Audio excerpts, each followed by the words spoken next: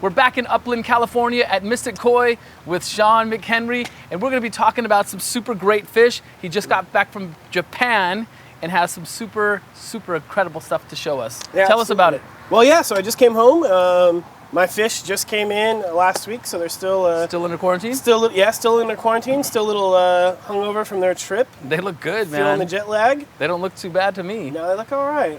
And yeah, so I got some really exciting stuff. Something I know you're gonna love is the very rare Igarashi Snowflake Asagi. Yuki Asagi. Never even heard of a Snowflake Asagi. And this is actually a Ginrin Snowflake Asagi. How long has this fish been in development? Yeah. Like I think it's been in development for, I think when I talked to Igarashi-san, he's been working on it for about 20 years. Oh, okay. But 20 years, but still rare. No. So I mean, he's been working on it. Like yeah. This is the first year that I've seen them available. If that makes sense. So it took 20 years to get to this point. Right. Absolutely. Right. Where like he starts to have fish that are what he would consider like sellable. Like, I'm proud of this fish. Right. Let me offer it. Because he has to create the legacy first before he lets it out. He has to make sure that the koi is going to be able to hold up in your pond. Because if you start breeding koi in, and you make this very unusual fish, you need to be able to replicate it.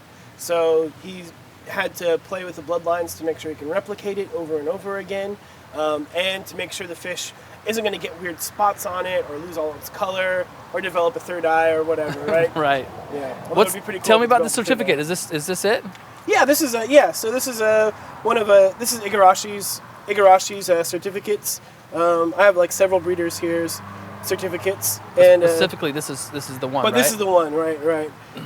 So this is the certificate of the fish we just looked at. And I want to kind of go over the different parts of a koi certificate.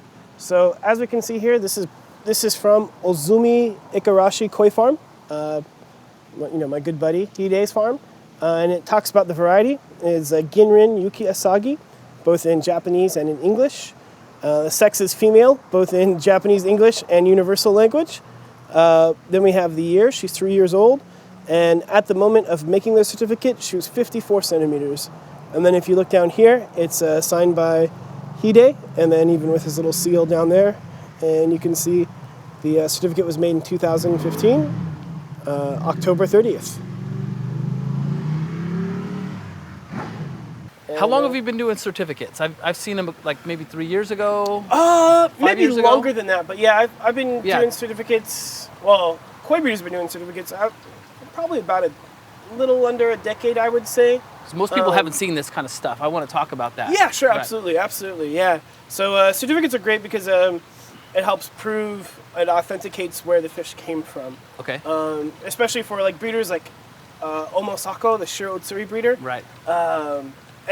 I've been to so many people's houses, and they say, "Oh, this is a Omosako Shiro," and I know it's not because I know their Shiro Otsuri bloodline really well, and this help authenticates where the fish is from. This validates that koi are like a piece of art, living art, and this is like the signature from the artist. Absolutely. I love it, man. I love that. Yeah, really cool. Well, let's get her in a bowl. I want to show her off. Yeah, let's do it, man. Okay. Sweet. Put her in this bowl. She's a beauty, man. She is super cool. Yeah, so what we know about Asagi normally is they kind of are a blue or a gray fish, right? Yeah. And then it's got orange on the sides there, and has this very delicate brocade pattern on top. And in this example, the Yuki Asagi or Snowflake Asagi is more of like a pure white on top. Asagi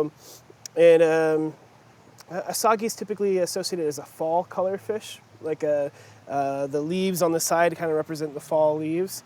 And so the snowflakes on top reminds me of, hey, it's fall, and then the first dropping of snow happened in the winter. Yeah, absolutely. Snow is coming. So first thing I want to talk about is some of the normal points to an Asagi. We have this beautiful orange that we see on the nose and the eyes, and this sort of orange line that comes across the side. That's very, very typical of Asagi. And then after that, we're left with this super unusual Asagi pattern, but in white, just like as if the first snowfall from fall to winter is happening. And you notice the very, very, very delicate ginrin really, really brings like the snowflakeness out on this type of Asagi. She's gorgeous. So the breeder's been working on this fish for 20 years. Yeah, roughly. And so here it is, 20 years go by, and now it's available. And so this is considered a rare fish at this moment, right? Absolutely. And I mean, how many of these can we expect to come into the States annually? Like this year, like this is the first time you had this fish? Yeah, definitely. It's the first time I've had this fish. First I know my friend in the Bay Area brought one in. That's it that I know of. So I mean, I bet you there's probably 3 or 4 in America. Maybe, right? Wow, what an honor to be here, like when she first happens, man. Yeah, exactly. And I was pretty lucky because Igarashi's a good buddy of mine, and he's like, "Oh, Shawn, you got to check He saved one for you, huh? Yeah. It's gonna be awesome in like 20 years. We'll be like, remember when we shot the first snowflake that came in? Right. So awesome. Gosh, she's gorgeous. Okay, she's 3 years old. Sure. She's good size. Yeah. I mean, can we talk about what? Are we always going to see this fish coming in the 3rd year because the breeder still wants to see it? I mean, how soon can we expect this as a tosai? Tosai, I don't know about because I think he doesn't have enough parent stock to make tosai available. But this year I did see some 2-year-olds available to people. Yeah, the quality is not like this though. Right. So it's fish that he's decided not to keep because right now he's looking to find oyagoi or parent fish. So we've grown to understand that from our koi discussions that they're keeping him to the 3rd year to really get that quality, and the 2nd year is not going to have as much quality as if you buy the 3rd year, and so on. Right. Exactly. So I think this is amazing knowledge of me learning right now. So it's been 20 years. He's let go of some 3-year-olds and then a couple of 2 years old. Could it be like another 5 years or a decade before normal koi hobbyists can say, hey, I have a snowflake Asagi? Yeah, most likely. I think in about 3 or 4 years, as long as things go right for the farm, right? Yeah. So I mean, anything can happen, right? Yeah. Like disasters. Yeah. If he loses an important male or an important female, he won't be able to replicate the fish, and then he's got to pretty much start from scratch. Wow. And because also, very, very important thing to breeders is to prevent inbreeding. Because if you inbreed koi, breed, brother and sister together, you are going to get a very pretty fish. But you're also going to get lots of genetic defects like stomach issues, maybe not get the organ size. issues. Absolutely, yeah. Okay. So they have all this stuff in mind when they're breeding these koi. So the conformation starts to change and everything, right? Yeah, absolutely.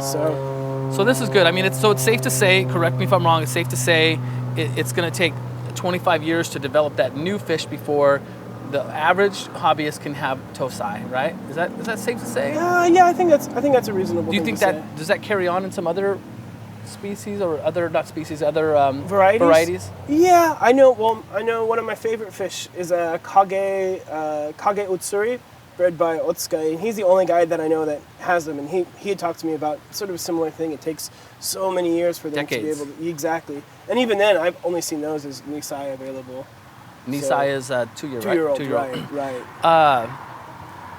Can we put a normal Asagi with her so we can really show the differences? That's perfect. Let's do that. Yeah, definitely. Okay.